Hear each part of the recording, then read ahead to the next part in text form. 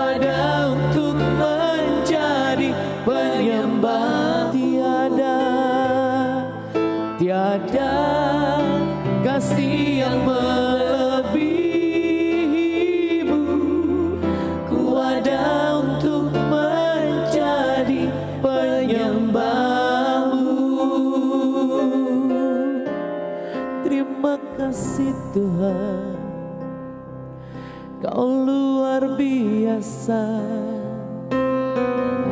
Kau Yesus yang ajaib, Allah yang setia. Glory bagimu Bapa.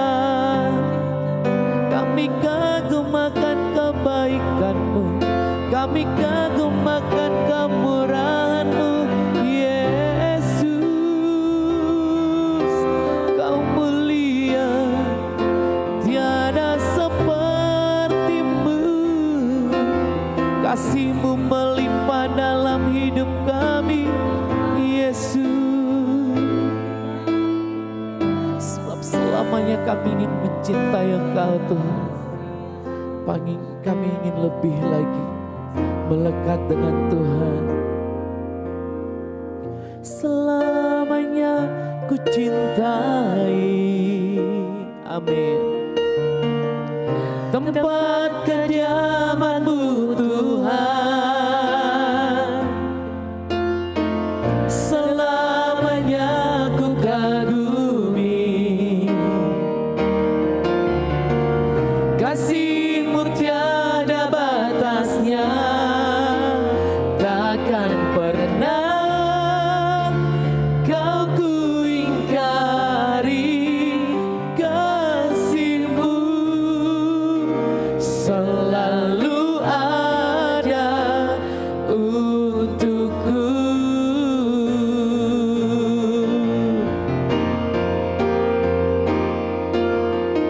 Selamanya ku cintai tempat kediaman-Mu, Tuhan.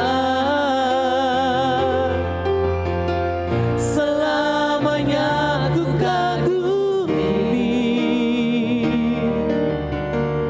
kasih-Mu tiada batasnya, takkan pernah Kau ku ingkari. Kasih-Mu selalu ada untukku.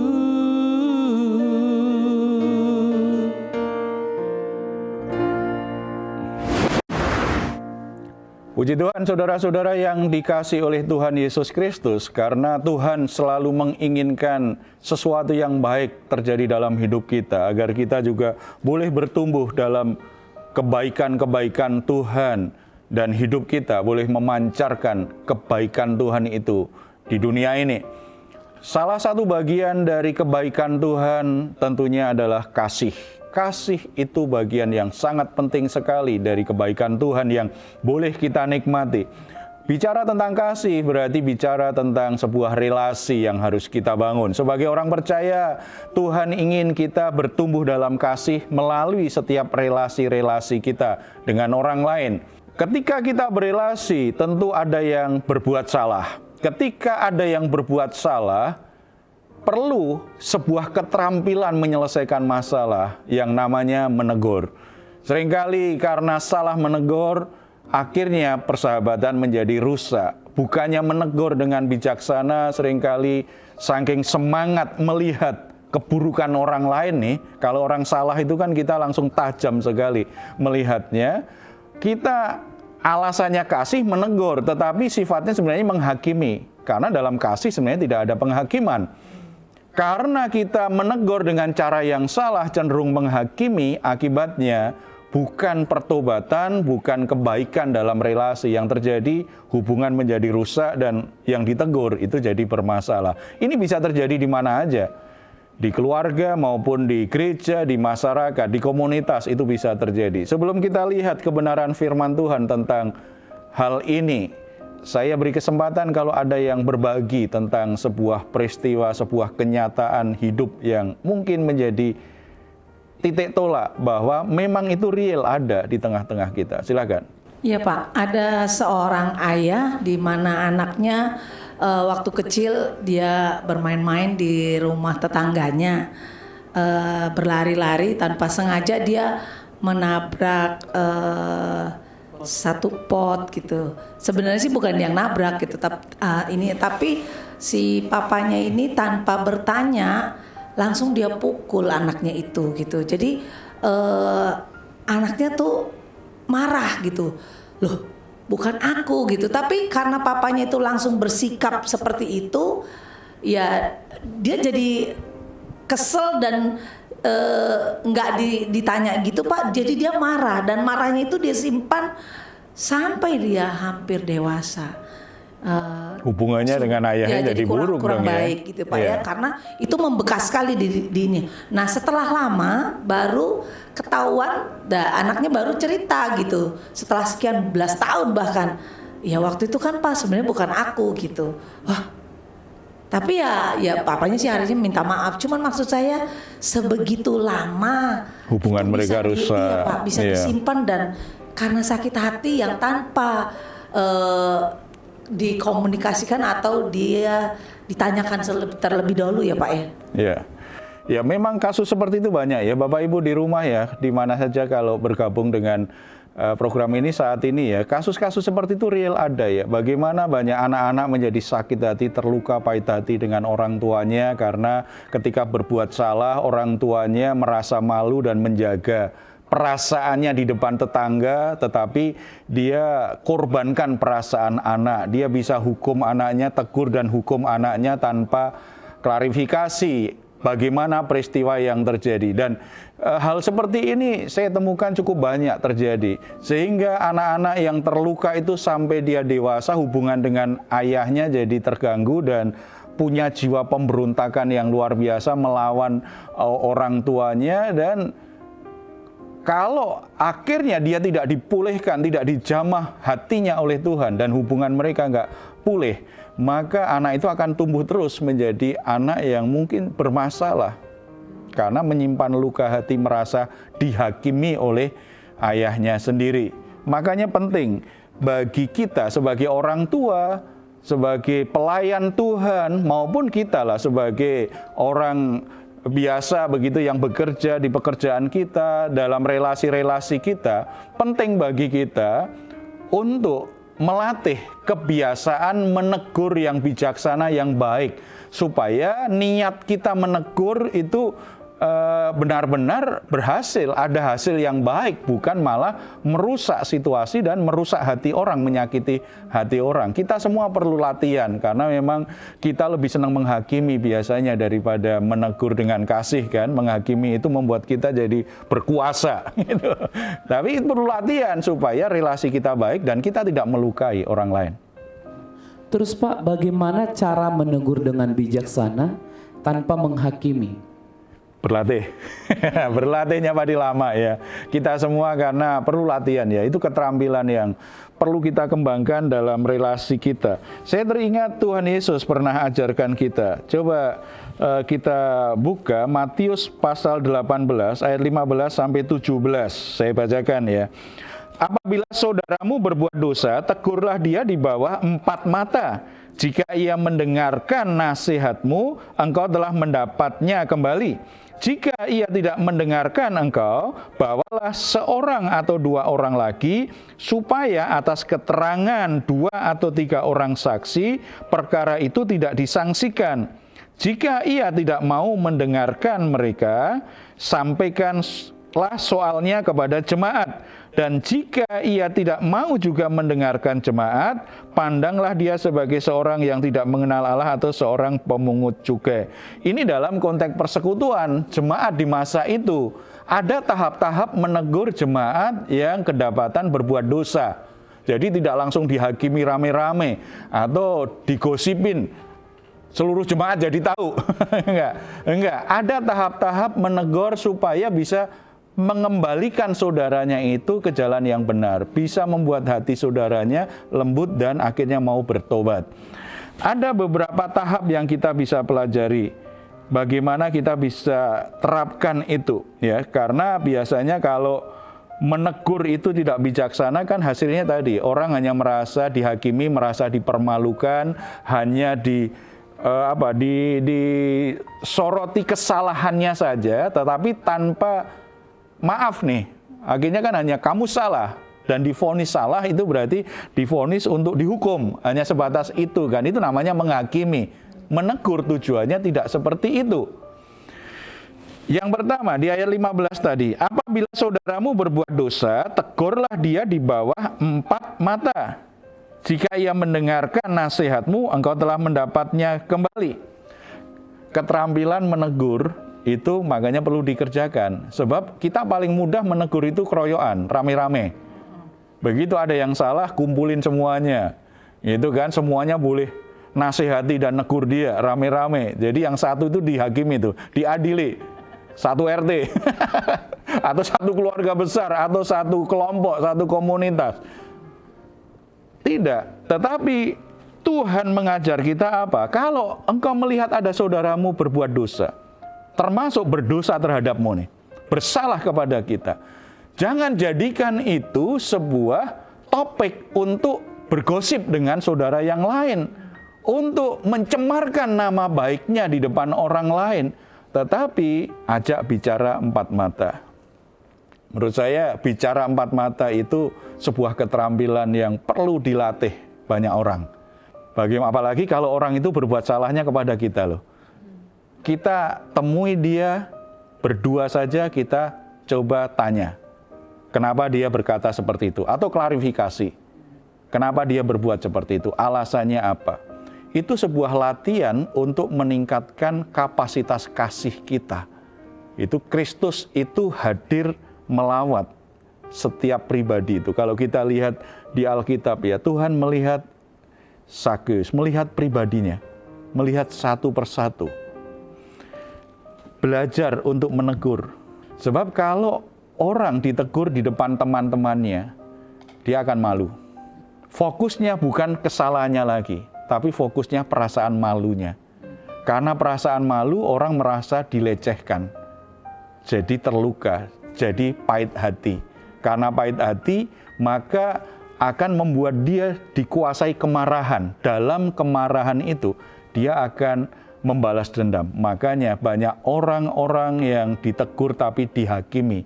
Akhirnya mereka jadi pemberontak, melawan orang yang menghakimi dia. Kalau itu yang melakukan orang tua, anak itu akan melawan orang tuanya. Ini kan keterampilan bagi orang-orang yang tidak punya rasa aman terhadap dirinya, bagi orang-orang yang kepercayaan dirinya rendah, orang-orang yang gambar dirinya buruk, melakukan ini perlu latihan yang lebih besar. Sebab orang yang gambar dirinya buruk, jangankan menegur, ngomong pribadi aja dua orang begitu kan sulit. Iya kan, orang-orang yang gambar dirinya buruk kan cenderung kurang percaya diri. Dalam sebuah relasi dia ngobrol berdua ya sangat sulit sekali. Sangat sulit sekali. Tapi bukan berarti itu sebuah pembenaran terhadap sikapnya. Dia berarti perlu proses belajar lebih banyak dari yang lain. Yang gambar dirinya lebih sehat, yang cukup percaya diri. Soal keterampilan berkomunikasi dalam bentuk verbal, dalam bentuk lisan, itu kan sebuah latihan. Kalau kita ajak bicara, ngalir saja itu biasanya. Nah, ini latihan. Kalau kita ingin hubungan di keluarga kita sehat, tidak ada yang terluka satu sama lain di dalam keluarga, dalam gereja, dalam pelayanan, dalam komunitas, dalam tempat kerja. Biasakan, apalagi kalau kita dalam posisi lebih senior, lebih tua, lebih dewasa, lebih rohani. Posisi kita sebagai orang tua, posisi kita pemimpin, posisi kita seseorang yang punya otoritas. Penting sekali kita mengembangkan keterampilan ini, keterampilan menegur tanpa menghakimi. Ajak bicara, empat mata. Bicara untuk klarifikasi masalahnya. Kalau akhirnya orang itu bisa terima kita dan akhirnya dia tidak melawan, dia jujur mengakui kesalahannya, dosa-dosanya, kan tadi ditulis, jika ia mendengarkan nasihatmu, engkau telah mendapatnya kembali. Kita udah dapatkan hati orang itu. Bicara empat mata. Coba, kita pasti punya pengalaman ya. Kita salah paham dengan teman, kemudian ribut besar, sempat mungkin nggak temenan lagi. Tetapi kemudian kita ada kesempatan bisa ngobrol berdua dari hati ke hati. Kita nyatakan kekecewaan kita, kekesalan kita, kemarahan kita. Nah, kalau dia meresponi juga sebenarnya menyesal, itu pasti menjadi sahabat yang lebih dekat dari sebelumnya. Kita dapatkan hatinya. Tetapi kalau menghakimi, kita dapatkan kemarahannya. Hubungan tambah rusak. Kalau dia tidak mau mendengar, apa yang dilakukan? Ini tahap selanjutnya nih. Jika ia tidak mendengarkan engkau, bawalah seorang atau 2 orang lagi, supaya atas keterangannya 2 atau 3 orang saksi perkara itu tidak disangsikan. Kadang-kadang memang orang cari pembenaran, kalau buat salah, buat dosa gitu kan, biasanya cari pembenaran. Kebiasaan banyak orang, ya kan? Termasuk saya juga. Ya, kalau salah, ada perasaan takut ditolak orang, kadang-kadang cari pembenaran. Apalagi kalau merasa dihakimi, tambah lagi coba membangun pertahanan diri supaya tidak semakin disalahkan. Dan kemudian cara yang lain dilakukan, nyalahkan orang lain supaya tidak menanggung kesalahannya sendiri. Kita lihat di media kan, kalau ada orang yang ketahuan dia buat salah, pasti setelah itu dia narik-narik orang lain supaya dia tidak masuk penjara sendirian. Itu kan, itu kecenderungan orang. Makanya kalau dia coba mempertahankan diri, tidak terlalu bereaksi. Tujuan kita kan ingin mendapatkan kembali hatinya, ingin mendapatkan kembali dia sebagai saudara, sebagai sahabat, sebagai pasangan hidup, sebagai orang yang kita kasihi. Kalau dia mengeraskan hati atau berdalih atau lakukan apa saja atau nyalahkan orang lain, tahap kedua, ajak seseorang yang tahu masalahnya. Bukan ajak seseorang yang ditakuti sama dia. Kalau ditakuti sama dia, mungkin dia iya, tapi sebenarnya dia nggak bertobat. Yang tahu masalahnya, jadi dia seperti saksi kan, ajak bicara.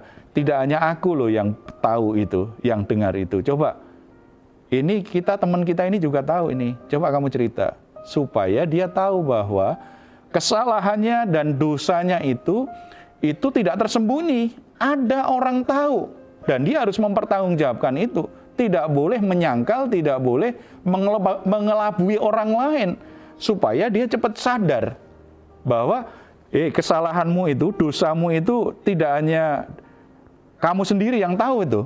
Tuhan tahu, kami tahu. Tidak hanya satu orang nih. Supaya orang akhirnya mau mengaku bahwa ya saya memang salah. Semangatnya kan semangat untuk mendukung dia berubah, bukan menghakimi. Kalau menghakimi dia semakin mengeraskan hati dan menutup hatinya. Kepedulian yang ditunjukkan, saksi tadi untuk menegaskan bahwa kamu nggak usah berdalih lagi. Ada yang lain, teman kita ini juga lihat loh. Cuma memang ada orang tertentu tetap keras hati itu. Keras hati gitu. Tambah berdalih dan diajak berantem nih. Saksi-saksinya ini diajak berantem gitu ya. Ya namanya orang lagi buat salah gitu. Gitu ya. Kita yang nggak buat salah jangan ikut-ikutan salah kan. Makanya kalau itu sulit, sampaikan kalau itu di konteks jemaat di masa itu, kalau dia tidak mendengarkan mereka, sampaikan soalnya kepada jemaat. Maksudnya, kalau ini konteks keluarga sekarang berarti baru masalahnya sampaikan kepada keluarga. Itu jadi masalah keluarga. Keluarga inti dulu, kemudian keluarga terdekat. Keluarga besarnya lah, tapi jangan terlalu besar banget ya. Nanti ada orang yang kadang-kadang tidak bisa tahan diri justru menghakimi dia juga. Tapi masalahnya artinya ini bukan masalah kamu sendiri nih, tapi masalah kita bersama ini. Dia sadar. Kalau dalam keluarga ya, jadi anak saya buat salah, saya punya tanggung jawab apa? Saya akan bicara dia 4 mata. Saya tidak akan tegur dia, apalagi hakimi tanpa klarifikasi di depan adik-adiknya. Dia akan malu. Kalau dia tetap berdalih, saya akan ajak adiknya kalau adiknya tahu sebenarnya, atau kawannya. Atau kalau enggak, mamanya mungkin, kita ngomong berdua. Supaya dia tidak berdalih lagi. Itu sedang mengajar dia bertanggung jawab dengan dirinya, termasuk dengan kesalahannya. Itu melatih kedewasaan orang. Itu membentuk karakter orang. Kita semua bisa salah, tetapi jangan tidak bertanggung jawab dengan kesalahan kita. Kita perlu mengakui komitmen untuk bertanggung jawab dengan kesalahan itu. Tetapi memang harus ditolong. Orang yang berdosa, orang yang salah, didukung tahap demi tahap. Supaya merasa tidak dipermalukan. Dan apa yang kau kerjakan itu tidak hanya urusanmu sendiri loh. Itu urusan kita bersama. Urusan keluarga. Mempengaruhi keluarga. mempengaruhi persekutuan, mempengaruhi gereja. Jadi di mana kita berada, apa yang kita lakukan ketika kita memilih berdosa, itu sebenarnya akan mempengaruhi yang lain. Itu tanggung jawab, itu perlu ditumbuhkan, tidak hanya terhadap dosanya, tetapi tanggung jawab untuk saling menjaga orang-orang terdekatnya. Saya buat salah berarti membuat masalah bagi orang-orang dekat saya. Itu kan latihan melatih karakter dan kasihnya juga ditumbuhkan. Jadi saudara-saudara yang dikasihi oleh Tuhan Yesus, ada banyak orang yang akhirnya menjadi sangat terluka, memberontak, melawan, meninggalkan rumah bahkan. Dan hubungannya dengan orang tua sulit untuk menghormati, melawan terus. Ada orang-orang yang bermusuhan dengan para pemimpinnya. Mungkin mereka sadar mereka orang yang bersalah, tetapi mereka merasa dihakimi, merasa dipermalukan. Kalau kita pernah melakukan itu, cari orang yang sudah kita tegur dan terluka dengan kita. Mari kita belajar menerapkan ajaran Tuhan Yesus ini. Ajak bicara empat mata. Kalau perlu kita minta maaf kepada dia dan kita klarifikasi apa yang terjadi. Bagi saudara-saudara yang terluka karena pernah ditegur dan dihakimi, jangan simpan lukamu terus-menerus. Engkau sedang menyakiti dirimu sendiri dan membuat hidupmu justru ke arah yang tidak jelas karena hidupmu didorong oleh terlukamu, hatimu yang terluka, kemarahanmu, ketersinggunganmu. Itu justru akan membawa hidupmu semakin mengalami penderitaan batin yang semakin berat. Engkau tidak akan bisa menikmati damai sejahtera. Engkau kehilangan banyak hal baik, hal sukacita dalam hidupmu. Belajar berdamai, belajar mengampuni. Kita bersatu dalam doa. Bapa di surga, ampuni kami kalau sebagai orang tua seringkali kami menegur anak-anak kami tanpa klarifikasi dengan baik. Sehingga anak-anak kami menjadi terluka dengan kami, marah dengan kami. Tuhan ampuni, ajar kami menjadi orang tua yang bisa dipercaya oleh anak-anak kami. Beri kami kelembutan hati untuk bisa berdamai dan rekonsiliasi dengan anak-anak kami. Berikan kami hikmat di lain waktu supaya kami bisa menegur tanpa menghakimi. Menegur karena mengasihi, karena ingin anak-anak kami tetap ada di jalan yang benar. Bapa di surga, ampuni kami kalau kami sebagai pemimpin juga telah melukai hati orang-orang yang kami pimpin. Karena kami menegur mereka dengan cara yang menghakimi. Mereka menjadi marah dan akhirnya melakukan hal-hal yang negatif. Berikan kami hati seorang pemimpin yang lembut hati, yang rendah hati. Mau berdamai dan menyelesaikan masalah yang terjadi. Ajar kami untuk punya keterampilan sebagai orang tua, sebagai pemimpin, maupun sebagai pribadi-pribadi dalam hubungan-hubungan kami dengan yang lain. Sebuah keterampilan untuk menegur dengan kasih, menegur dengan kebenaran tanpa menghakimi. Amin. Menegur mereka bukan karena kemarahan, bukan karena kejengkelan, tetapi karena dorongan kasih yang ingin menyelamatkan orang-orang yang kami kasihi. Kalau ada saudara-saudara yang menjadi terluka Bapak, karena pernah ditegur dan dihakimi, mari Bapak Engkau jamah hati mereka, supaya mereka tidak terus dikuasai kemarahan dan perlawanan terhadap orang-orang yang sudah menghakimi mereka. Tetapi mereka berani membuat keputusan terbaik dalam hidup mereka, yaitu melepaskan pengampunan kepada orang-orang yang sudah menghakimi, yang sudah mempermalukan mereka. Mereka berdamai dengan hal-hal yang menyakitkan itu. Mereka berdamai dengan orang-orang yang sudah melukainya. Karena kami sangat percaya Tuhan menginginkan hati kami semua dilimpahi dengan damai sejahtera Kristus. Hati kami dilimpahi dengan sukacita tanpa kemarahan, tanpa luka hati.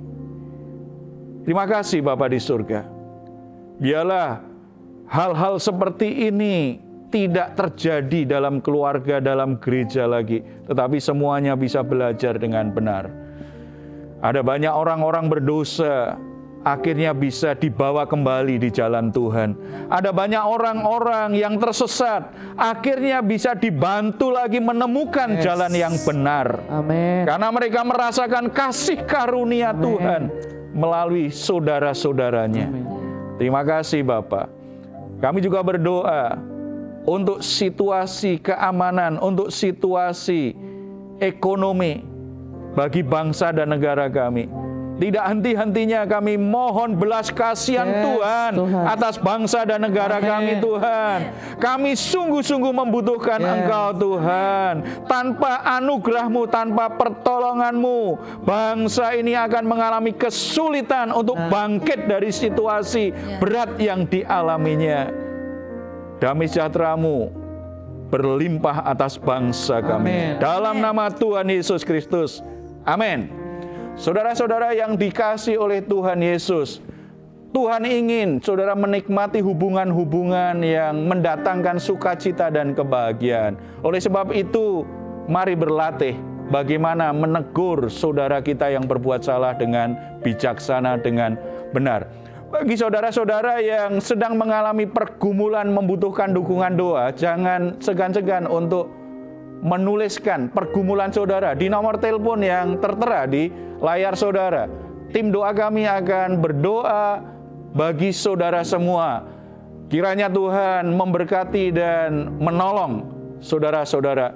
Kalau saudara ingin memberikan komentar, silahkan menuliskannya di ruang komentar channel Diaspora TV. Kami tunggu. Mazmur 4 ayat 8-9. Engkau telah memberikan sukacita kepadaku lebih banyak daripada mereka ketika mereka kelimpahan gandum dan anggur. Dengan tentram aku mau membaringkan diri, lalu segera tidur, sebab hanya Engkaulah ya Tuhan yang membiarkan aku diam dengan aman. Puji Tuhan, selamat malam, selamat beristirahat.